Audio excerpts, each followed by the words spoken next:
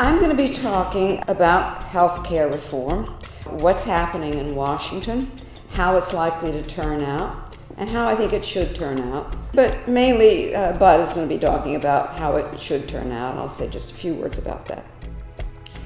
But before I can talk about it, I have to spend some time describing the current system, because it doesn't make any sense to try to evaluate the reform of a system unless you know why it needs reform.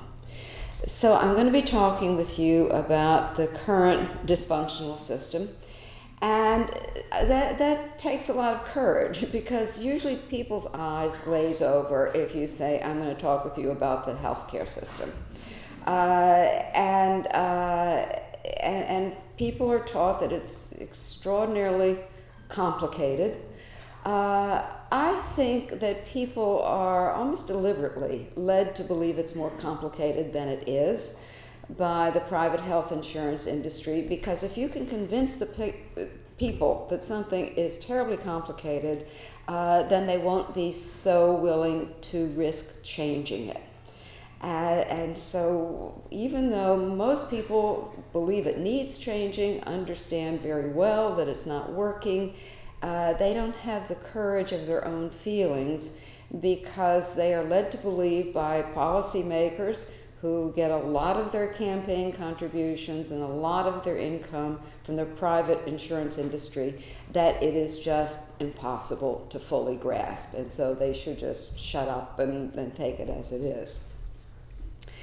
So I'll begin by briefly describing three features of our health system that distinguish it from every other health system in advanced countries.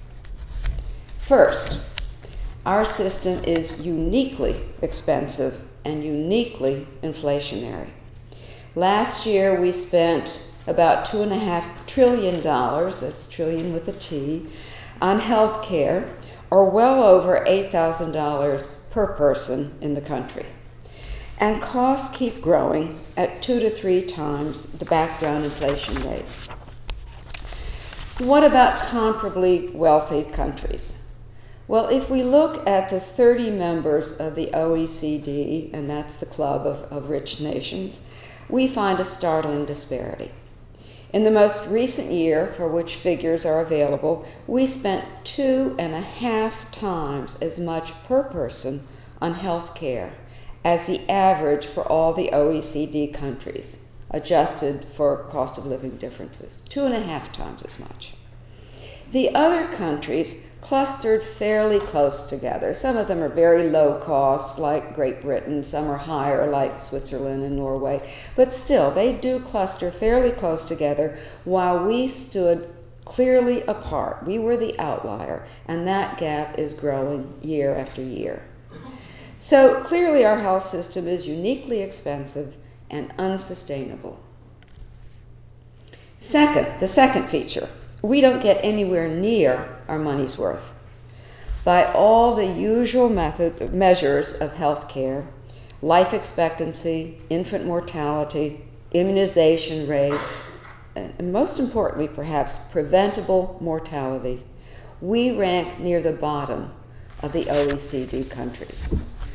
Furthermore, contrary to conventional wisdom, we don't provide more basic services. On average, we have fewer hospital beds and fewer doctors and fewer nurses per capita. We see our doctors less often, and we have shorter hospital stays. So these figures give the lie to the notion that, yeah, Americans do have an expensive system, but that's because we want everything. That isn't the truth. We get very little. Canadians, for example, see their doctors nearly twice as often as we do. Worst of all, we're the only nation that doesn't provide comprehensive health care to all its citizens. Some 50 million Americans are uninsured, disproportionately the sick, the poor, and minorities. And most of the rest of us, whether you know it or not, are underinsured, in the sense that we're not covered for every contingency. Our healthcare system, then, is outrageously expensive yet inadequate and inequitable. Why? How can we explain the paradox of spending more and getting less? Well, the only plausible explanation is that there's something about the system itself, about the way we finance and deliver health care, that's enormously inefficient. That's the only plausible explanation. And here's a clue. The third distinguishing feature of the American health system is that it's the only market-based system among the OECD countries. In fact, it's not a system at all, but a hodgepodge of different commercial arrangements that exist more or less independently from one another. The other countries all have national health systems. Some are single-payer systems, which means that all healthcare funds, whatever their source, are funneled through a single public agency, which then coordinates the distribution of the resources. Some have multiple payers, like Switzerland and the Netherlands, but the system is tightly regulated so that everyone is covered, and prices and benefits are uniform, and the insurers are nonprofit. So, to recap the three distinguishing features: uniquely expensive, uniquely inadequate, and a market-based system. I believe the underlying problem with the system is precisely our reliance on a commercial market in healthcare. Most of the other problems in the system flow from that one. Alone among advanced countries, we treat healthcare like a market commodity instead of a social service. Thus, we distribute it not according to medical need, but according to the ability to pay. But there's a great mismatch between medical need and the ability to pay. In fact, those with the greatest need are precisely those least able to pay. So while markets are good for many things, they're not a good way to distribute health care. People who are well insured may get an MRI they don't need. They may get many MRIs they don't need, while people without insurance may not get an MRI that they do need. The characteristic of the system of providing all kinds of tests and procedures to well-insured people or wealthy people, and billing for those tests and procedures exorbitantly, reminds me of a joke about a woman who had a pet duck, and her duck wasn't doing so well. So she brought the duck into the veterinarian's office, limp duck, very upset, and she said to the vet, something's really wrong with my duck. Take a look at my duck. And so he put the duck on the examining table, and he looked at the duck, and he said, "Madam," he said, "your duck is dead." And she said, "Oh no, maybe he's in a coma or something. Maybe you could do something." And he looked again at the duck, and he said, "No, I'm quite sure your duck is dead. You could have a second opinion if you want one." And so she said, "Well, yeah, I think I'd like that." And so he said, okay. So he opened the door to a side room, and in came a Labrador retriever. And the retriever bounded up to the examining table and stood on his hind legs and put his paws on the table and kind of walked on his legs around the table, sniffing at the duck, and then sat back on his haunches and looked up at the vet and shook his head sadly. So he went into the room, and out of the side room came a cat. And the cat leapt up on the table, and the cat walked all around the duck, sniffed at the duck, sat back on his haunches, looked up at the vet, sadly shook his head. So the vet said, "No, your duck is dead." So she pulled herself together, and she said, "Well, how much do I owe you?" And he said, "That'll be $200. And she said, $200 just to tell me that my duck is dead?" And he said, well, no, that part cost you $20. He said, but you throw in the lab test and the CAT scan and it really mounts up.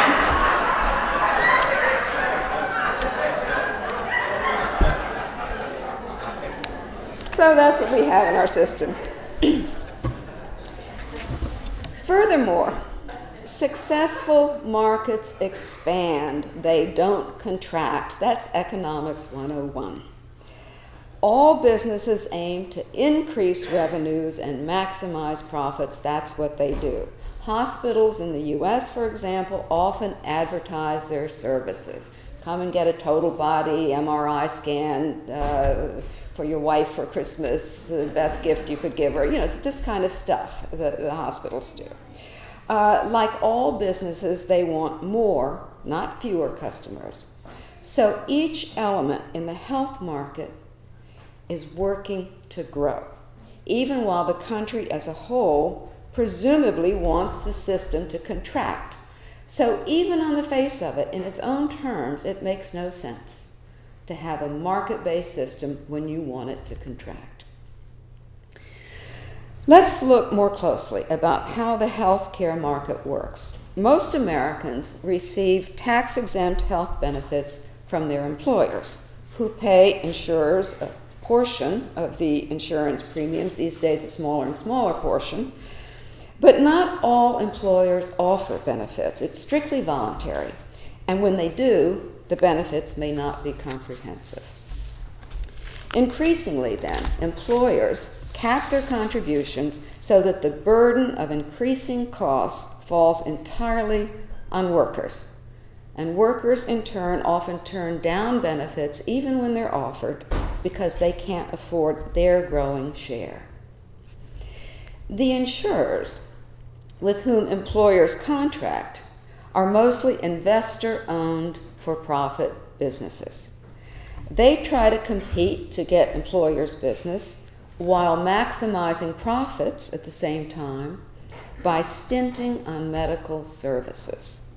In fact, the best way for insurers to compete is by not insuring high-risk patients at all, by limiting the coverage of those they do insure, for example, by excluding expensive services like bone marrow transplantation, and by passing costs back to patients as deductibles and co-payments and claim denials.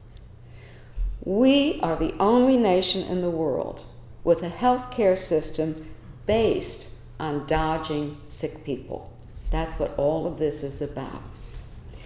These practices add enormously to overhead costs because they require a great deal of paperwork. They also require creative marketing to attract the affluent and healthy and avoid the poor and the sick. Not surprisingly, then, the U.S. has by far the highest overhead costs in the world, and overhead is one of the fastest growing components of our system. So now let's follow the healthcare dollar as it wends its way from employers toward the doctors and nurses and hospitals that actually provide the medical services. First, private insurers regularly skim off the top of the premium dollar a substantial fraction of the premiums, around 20%, for their administrative costs, marketing, and profits. The remainder, the 80 cents, is then passed along a veritable gauntlet of satellite businesses that have sprung up around the health industry because there's so much money in it. These include brokers to cut deals, disease management and utilization review companies, drug management companies, legal services, marketing consultants, billing agencies, information management firms, and so on and so on and so on. They, too, siphon off some of the premiums, including enough for their own administrative costs, marketing, and profits. Probably no more than 70 cents of the healthcare dollar, and that's generous. 70 cents of the healthcare dollar actually reaches the providers who themselves have high overhead costs to deal with the requirements of multiple insurers, often bent on avoiding payment. Cutting overhead in half would save the system several $100 billion a year. We can disagree about that amount. At least $200 billion a year. More than enough to cover all of the uninsured. In the past, there have been attempts to reform the system incrementally. Mainly, these have been efforts to counteract the harshest effects of the market by subsidizing care to people who would otherwise go without and discouraging demand by stratagems such as managed care. But all attempts to reform the system piecemeal have run into the following dilemma. If we expand coverage, then costs inevitably rise. And if costs are lowered, then coverage is inevitably reduced. Think about that. If the system stays essentially as it is and we just tinker around the edges, coverage and costs have to move in the same direction. The only way both to increase health coverage and reduce costs is to change the system entirely. If you take nothing else away from this talk, I hope you'll remember this one point. Coverage and costs cannot move in different directions if the system stays the same. With that as background, what can we say about President Obama's health care plan, the Affordable Care Act, which was passed 2 years ago? Well, first, let's look at the substance. Obama's stated purpose was to control costs so that we could expand coverage. After all, if it weren't for costs, coverage would be a piece of cake. Right? Didn't care how much it cost, you could cover everybody easily for everything. Yet from the beginning, the president made it clear that the private insurance industry would continue to be the linchpin of our system. Moreover, not only would it remain the linchpin, but he would deliver to insurance companies millions more customers, billions more dollars, and those customers would be required to purchase policies at whatever price the companies charged. And he would take about $500 billion of public money to subsidize those purchases.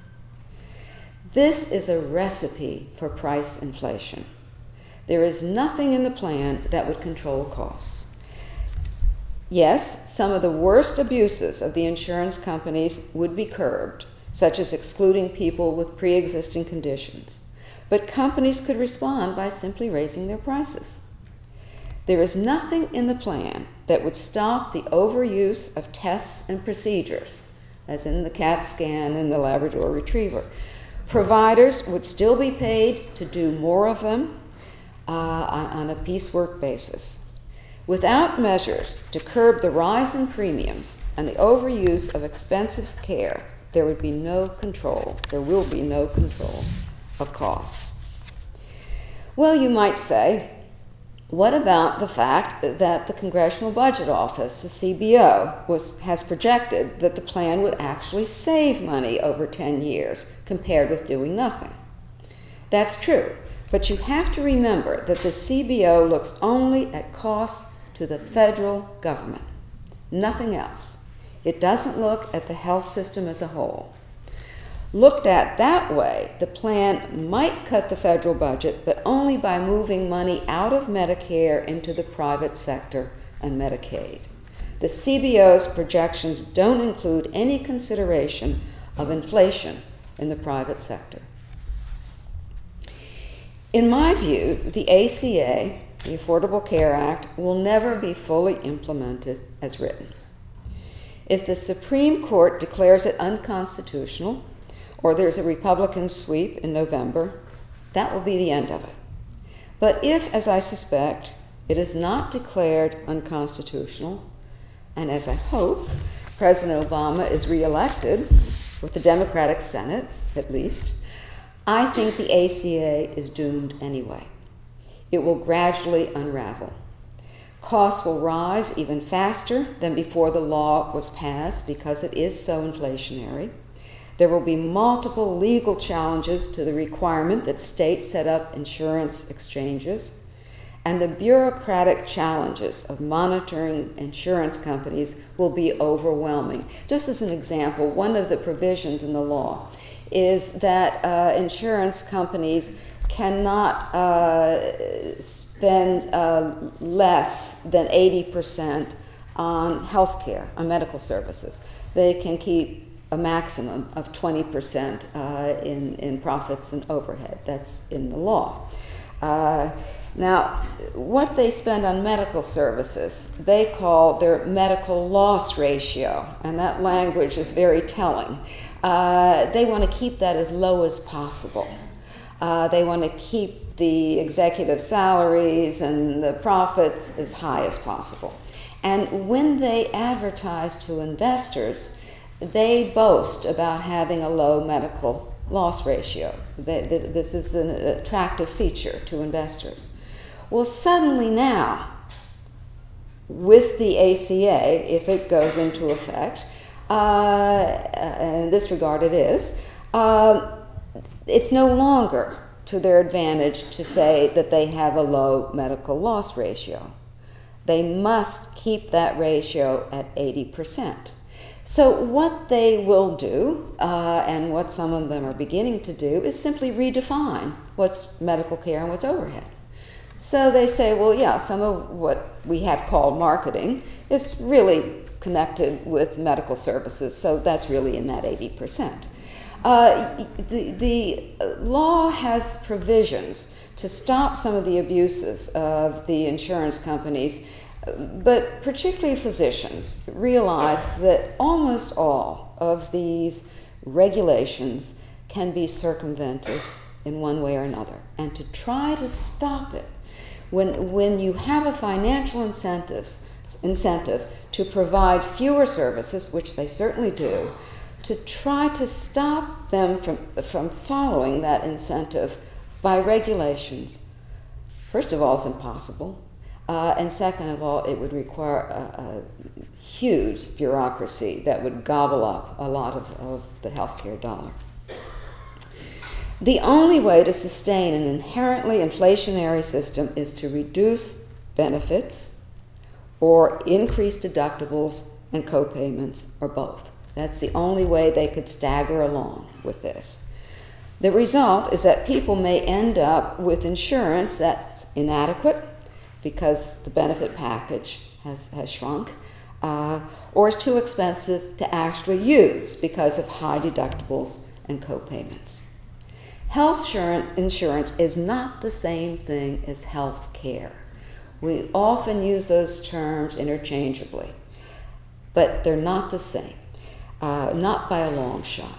And that's probably the second point I would most want you to remember from this talk, that insurance is not the same thing as care. People can have insurance that's of little use to them when they're sick, and remember that. I believe the only answer is a national system like every other advanced country has. We need to get everyone under the same tent so we don't have this shell game in which we shift costs from one part of the system to another. This would be tantamount to extending Medicare to the entire population. But I'm going to leave to my husband, Dr. Relman, to go through the details of the reforms that he would like to see, and to some extent I would like to see too. We do have some disagreements, and I hope after he speaks that there will be a chance to air those and to get a lot of discussion and questions from you. Thank you.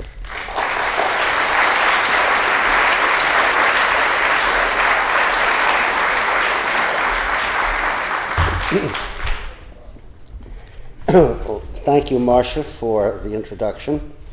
And let me say that I agree essentially with Marcia's description of the problems with the American healthcare system.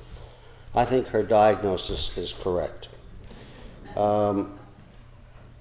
I agree with her that the Affordable Care Act Obamacare, if you will, has a serious deficiency in that there is no reliable mechanism for controlling rising costs, as she has described, and it does enshrine, that's the word that Marcia likes to use, and it's an apt term, it does enshrine the private insurance industry to play an increasingly important role in providing the resources for health care and having increasing power to determine what will be spent on health care.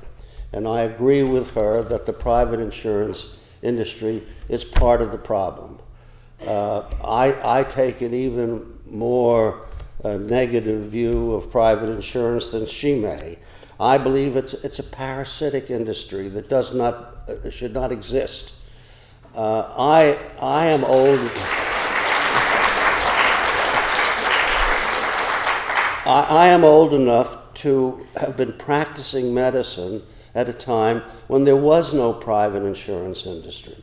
When I started out in practicing medicine, that was immediately at the end of World War II, there were very few insurance companies that provided medical insurance anyway. It was not a profitable or significant business, and those few medical insurance companies that existed were mutual companies, and the Blue Crosses and the Blue Shields were not for profit. And it wasn't until healthcare became monetarized, that was the term that the late, very distinguished health economist at Columbia University, Eli Ginsberg, used to describe what happened to healthcare when Medicare and Medicaid were passed in 1965. Then huge amounts of new money flowed into the system, and more important than that, with Medicaid, with the existence of Medicare and Medicaid, an insurance company that wanted to take the risk of insuring health care could be reassured that there would be very few people who would need health care and would come to the hospital and wouldn't be able to pay, so that there was money to pay for health care, and it was all right to ensure a system that was going to be supported by Medicare and Medicaid. And that's when health insurance became a profitable industry. That's after Medicare and Medicaid. That's when Blue Cross and Blue Shield associations began to change from a not-for-profit mutual organization to an investor-owned organization. And that's when you began to have the development of huge for-profit corporations, which ended up with United Healthcare and WellPoint and what's the group in Hartford? United Health? No, in Hartford. Aetna. And companies like that began to take over. So I think that we need to get rid of private insurance, and I agree with her that's a major part of the problem. However, where we disagree, and we disagree under the most cordial and friendly, we have delightful discussions at the breakfast table on this issue. I think that despite its deficiencies, despite the fact that the Accountable Care Act strengthens the role of private insurers and has no adequate cost control, despite that fact, it's better than doing nothing, because it does expand insurance coverage. It moves towards universal coverage. It's still, although if it were fully implemented, it would add maybe 30 or 32 million more people to have insurance coverage, half of whom would be through expanded Medicaid programs that would be subsidized by the government, and half of whom would be through private insurance exchanges, which the government would also help subsidize in the private sector. They would still leave another 25 or maybe even 30 million people who are uninsured. So although the Affordable Care Act does not achieve universal coverage, it's a step in that direction, and it says something about what the country wants to do. It says that we recognize health care as a major problem. We're trying to solve it. We're trying to get as much coverage as we can. We're trying to reduce the abuses of private insurance. Marcia didn't have time to mention, but she agrees with me that there are, among the 2,700 pages of the Affordable Care Act, there are provisions for trials of new ways of paying for health care, which would encourage more efficient and less expensive health coverage, but no guarantee that they'll work. So I tend to say the glass is half full. She says it's half empty. And to really understand the difference between us, you have to see her car. She has one bumper sticker on her car, which she's had for many years. She's not a bumper sticker type person, but she has one bumper sticker, and that bumper sticker says, "I doubt it."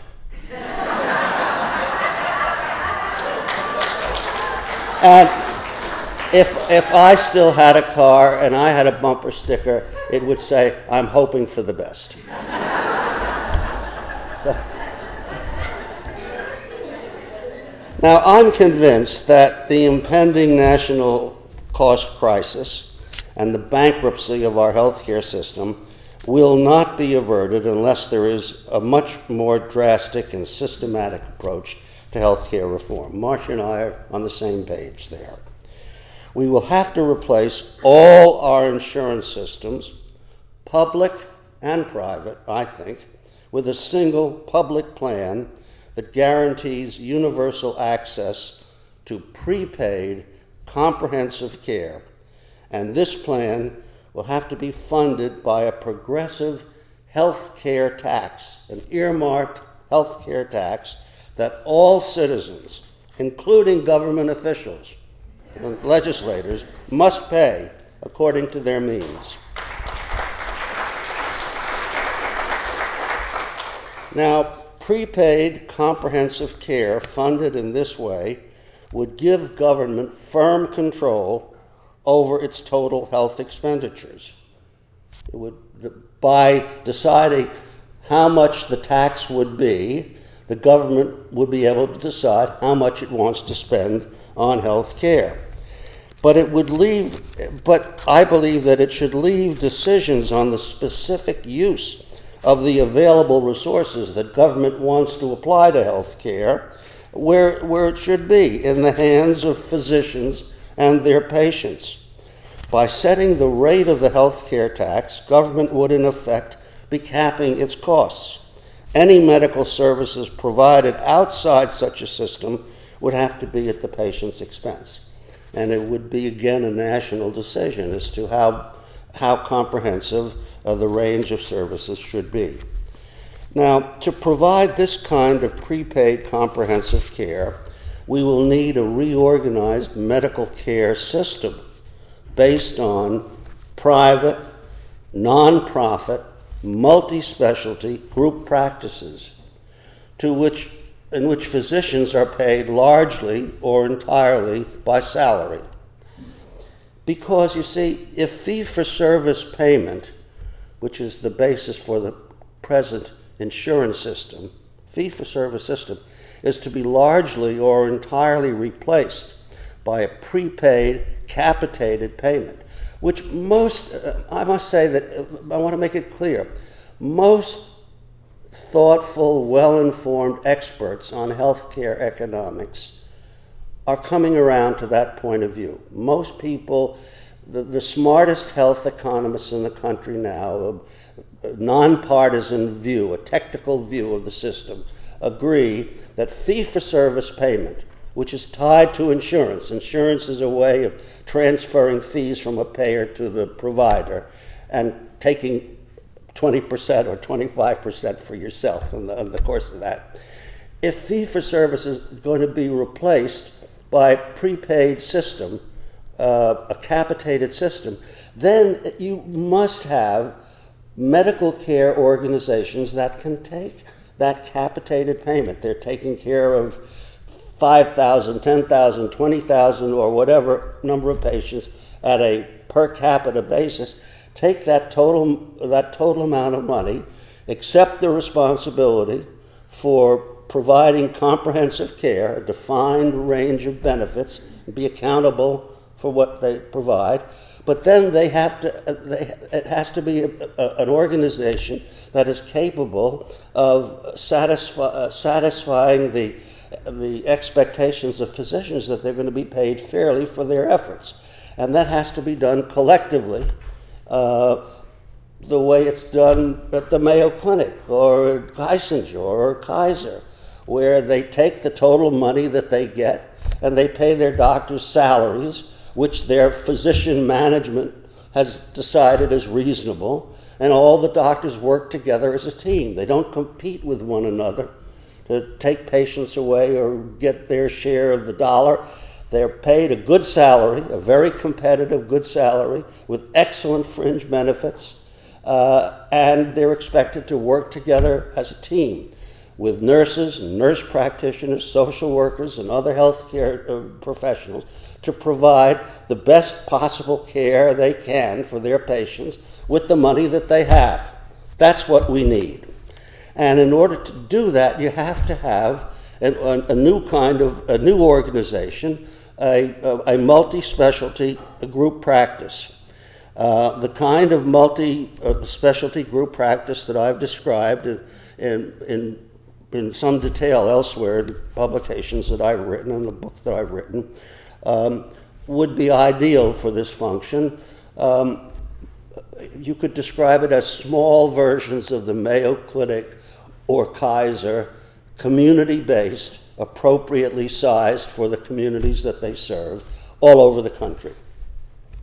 Now, there's much reason and considerable empirical evidence to suggest that group practices can deliver care more efficiently than unorganized physicians in solo or small single specialty partnership practices who compete for income and depend on fee-for-service payment, as is the system now. Multi-specialty groups usually include adequate numbers of primary care physicians who integrate and moderate the procedure-based behavior of the specialists. Again, there's almost universal agreement among people who understand healthcare that a good, efficient healthcare system that provides good quality service to patients and enables the medical care system to work as efficiently as possible has to be centered around primary care. Primary care has to be the organizing principle, and the primary care people, whether they're nurse practitioners or physicians in primary care, have to work as a team with the specialists, and there can be no competition. It's a group arrangement. Most experts agree that substantial savings as well as improved care can be anticipated when primary care physicians collaborate with specialists in well-organized groups. Without the fee-for-service incentive, prepaid salary groups of this kind are less driven to unnecessary or duplicative services, and if the system is funded entirely by government without involving bills, the costs of insurance overhead are avoided. All that 15 to 25% that the private insurers take off for simply being middlemen is avoided.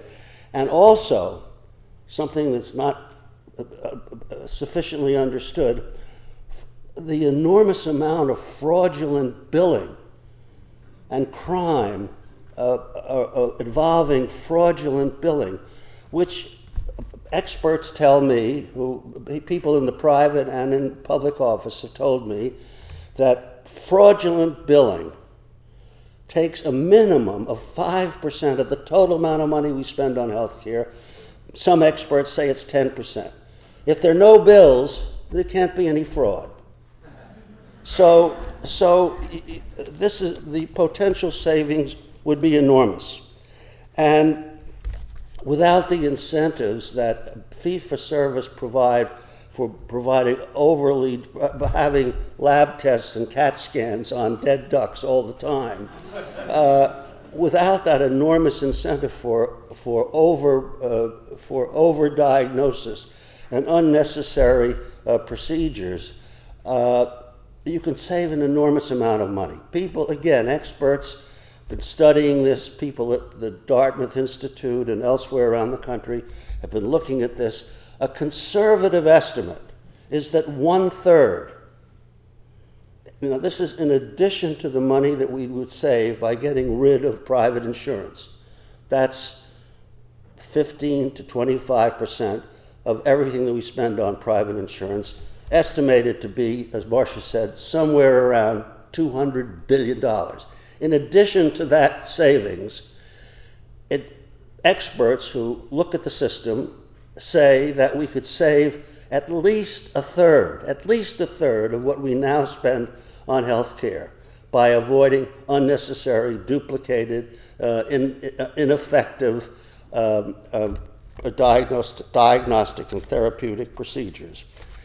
The amount of money that we would save would be more than enough, as Marcia has pointed out, to provide coverage for everybody and to provide comprehensive medical care for almost all medical needs. There might be some very special things of elective cosmetic surgery and fancy things that people would want that wouldn't be covered by the system, and people would have to pay out of pocket if they want it. But you could save so much money that you could provide good care for everybody. Furthermore, there'd be more than enough, if there are any students or house officers in the audience, be more than enough to cover the costs of medical education and medical research. It would be a drop in the bucket. This coming year, we're going to spend almost $3 trillion on health care. If we could save 30% of that as a minimum, there'd be more than enough to take care of the cost of medical education for everybody. It could be free. People wouldn't have to graduate from medical school with huge debts and be forced to go into specialties that make a lot of money because they're so much in debt. Now, the question is, how do we get there? I mean, how are we going to move to the system that I'm describing? The answer to that question is slowly, with great difficulty, in incremental ways. But there are movements underway. In some states, for example, there is a concern that the organization of health care, the delivery of health care through groups and prepaid arrangements for comprehensive care can be started, as in here in Oregon with your governor's plan to start with Medicaid patients.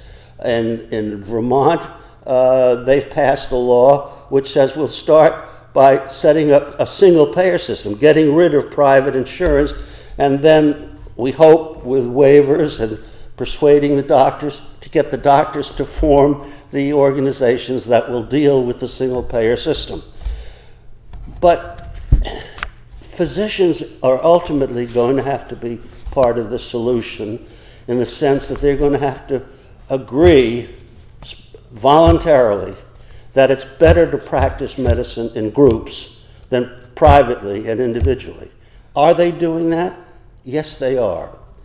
The evidence is that at the present time, more and more young physicians are choosing to be employed by multi-specialty groups. That's a relatively new phenomenon. The number of doctors, practicing physicians in this country now being employed by multi-specialty groups is somewhere around 200,000. That would be maybe 25% of all practicing physicians, and that number is increasing at the rate of about 10% a year. Now, the problem with that hopeful sign is that, first of all, most of these groups have to function in a system which still pays on a fee-for-service basis. We don't have a single-payer system. We have a whole lot of private insurers, and we have Medicare, and so they're paid on a fee-for-service basis, and physicians are being paid mostly. They may get a base salary in most of these groups, but they're mainly being paid on the basis of what they bill and collect, with a few exceptions. Kaiser, Mayo, Geisinger, Scott White, Marshfield, and other groups, increasing numbers, say, no, we'll collect what we can on a fee-for-service basis, or some of them have their own insurance system. And we're getting a capitation payment. We're getting a premium from the patients who are in our insurance system. We're going to lump all that money together, and we're going to pay our doctors largely, if not entirely, by salary. But it's a slow process. Most doctors still feel more comfortable eating what they kill. And so that if they're really hungry, they can kill some more. But an increasing number of physicians who are living in the salaried systems are finding that's a good way to live too. You get well paid, and your lifestyle is much better. Don't have to worry about the costs of setting up an office. Malpractice is paid for, good retirement benefits, good educational benefits, and it's a good style of collegial style of practice. Furthermore, an important fact, Marcia's told you some things to remember. Remember this, by the end of the next decade, half of all the doctors you're likely to encounter will be women. When I started out in medicine, I was in a class of 120. There were 3 women. And Marcia also lived through an era when women had to struggle to establish their legitimacy as members of the medical profession. Now, fully 50% of applicants of entries into medical school are women, and women like to be part of a medical organization. They like to be able to share their professional responsibilities and their professional time, because obviously they are interested in family obligations as well. And in general, women find the collegial style of practice in groups very comfortable. So that's going to make a big difference. However, there are two problems looming on the horizon. The insurance companies are not going to go away that easily. They see this change coming. They understand that group practices may become a very important part of the healthcare system. They want to own the group practices. So now you have the WellPoints and the United Healthcare and again, what's the name? Aetna. They're out there shopping around and buying up practices and forming their own groups. They want the doctors to work for them so they can control the market. A very, very bad development. And the second thing is that hospitals, which are also, unfortunately, in today's commercialized healthcare system, behaving like businesses, competitive businesses, hospitals feeling threatened by the coming change want to be able to control the doctors. And the hospitals, like the insurance companies, are buying up practices. That's also, in my opinion, a bad idea. So we have to hope that the medical profession will be wise enough in the long run to understand that they have to manage their own affairs obviously under federal regulations that will make sure that they're not for profit and that they operate in the way they're supposed to operate, but that they manage their own affairs and don't sell their professional independence to insurance companies or to hospitals. It's slowly happening. the question is it going to happen rapidly enough to prevent the system that Marcia has described from imploding? I don't know.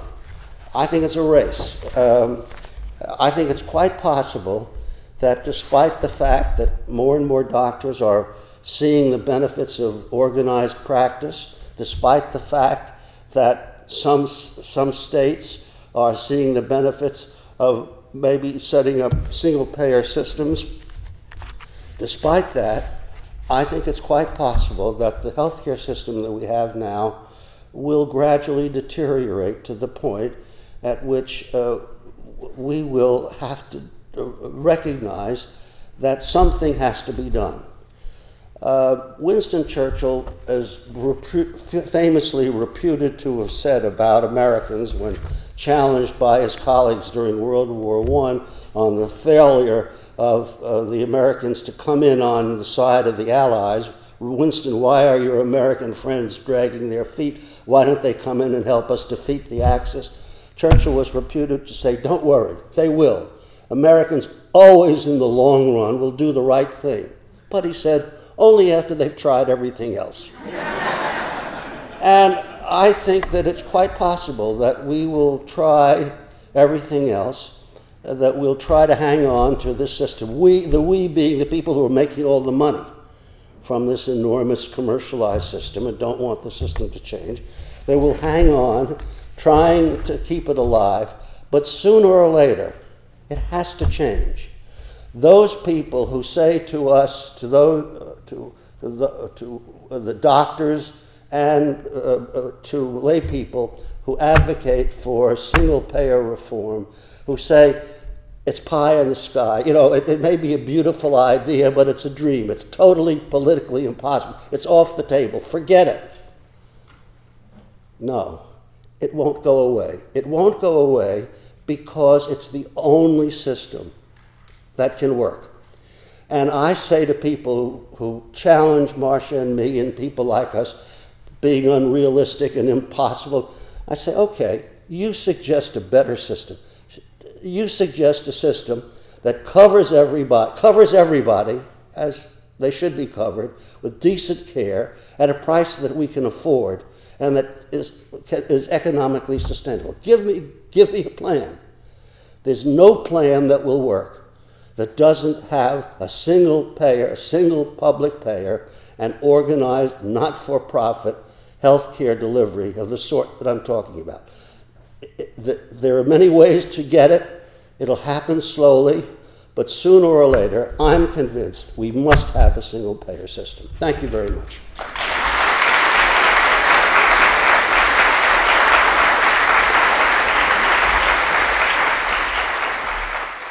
No one should have to choose between rent and life-saving medical care. That's simply not right. I don't care where you're at on the time span. I think we as Americans know that if we see somebody on the side of the street suffering, we're going to do something to help them. Why have we not adopted that same type of mentality into the bigger scope of medical care to know that we have to help our fellow person, because sick people is a sick society, right? We all like to go out to eat every once in a while. So do we want our food handlers or our servers to be sick because knowing that a lot of that population doesn't necessarily have health insurance or has pretty minimal care? Do we want them to be sick handling our food, then to pass that on to us? No. Sick people, sick society. Healthy people, healthy society. So right now what we're trying to do is really generate that energy, educate, engage people, mobilize people to fight for this greater good, which is healthcare is a human right. I mean, think about that. Healthcare is a human right. Me personally, I've really enjoyed working with Mike and a lot of the other doctors and physicians and just people who have been involved in this movement.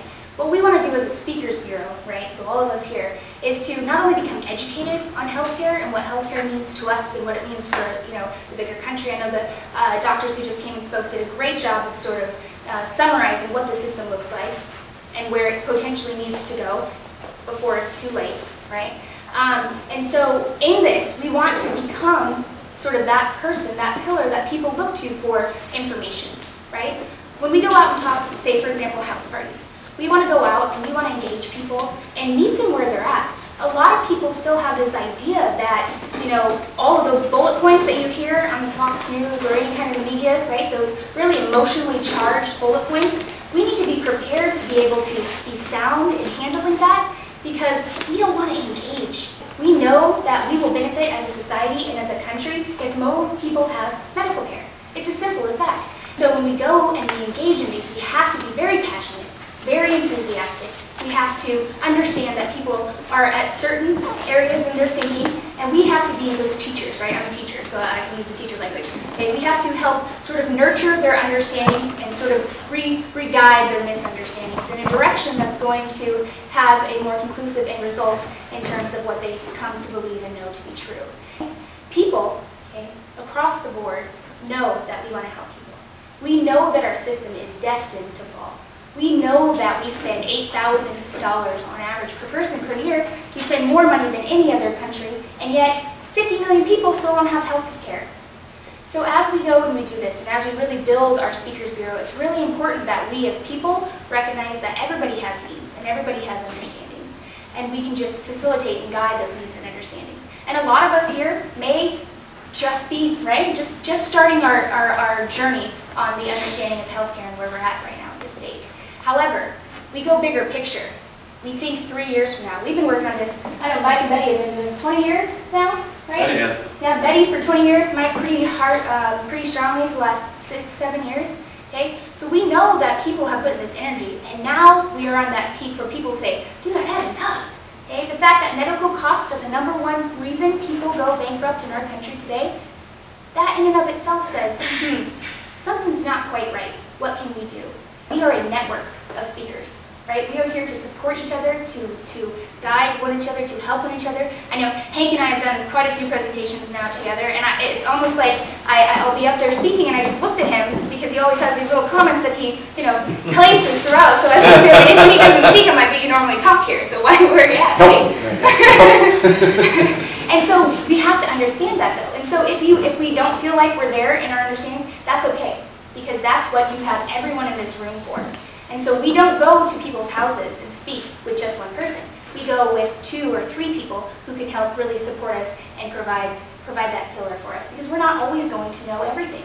That's not expected. But what we do want is people to have a lot of energy, to really feel passionate about what you're doing, so that way people too can be like, you know, I may not agree, but you happen to really be passionate about this, so maybe you're onto something.